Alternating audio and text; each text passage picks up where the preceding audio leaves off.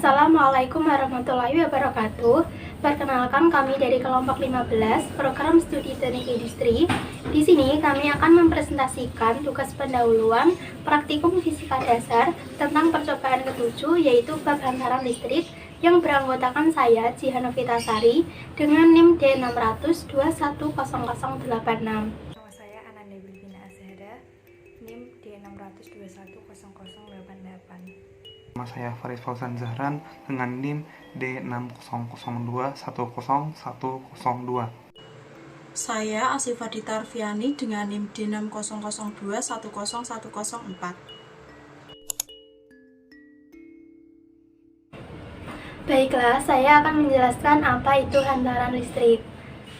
Jadi, pernyataan bahwa listrik mengalir sebenarnya berkaitan dengan muatan yang berpindah, sebab perpindahan elektron pada bahan akan menghasilkan arus listrik yang arahnya berlawanan dengan arah perpindahan elektron tersebut. Yang dimaksud hantaran atau penghantar itu adalah zat yang dapat menghantarkan arus listrik, baik berupa zat padat, cair, maupun gas.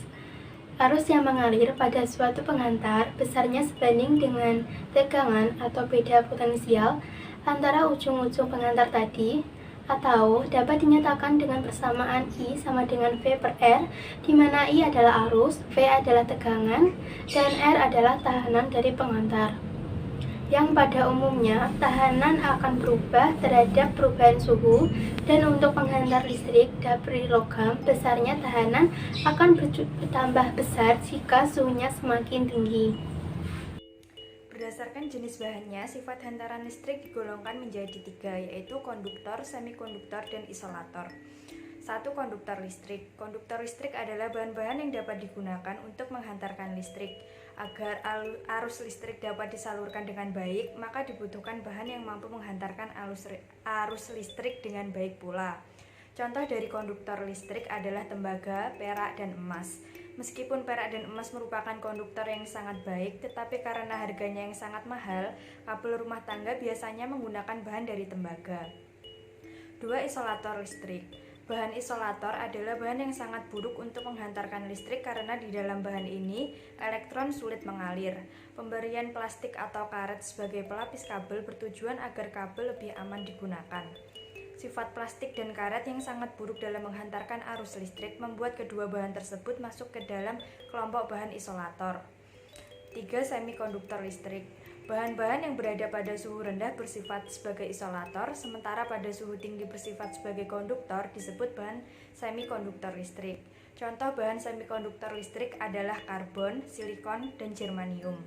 Pada bidang elektronika, karbon biasanya digunakan untuk membuat transistor yang kemudian dirangkai menjadi IC. Rangkaian listrik adalah sebuah jalur atau rangkaian sehingga elektron dapat mengalir dari sumber voltase atau arus listrik. Proses perpindahan elektron inilah yang dikenal sebagai listrik. Rangkaian listrik sendiri dibagi menjadi 2 rangkaian, yaitu rangkaian seri dan rangkaian paralel. Rangkaian seri adalah salah satu rangkaian listrik yang disusun secara sejajar atau seri. Rangkaian seri terdiri dari 2 atau lebih beban listrik yang dihubungkan ke satu daya lewat satu rangkaian.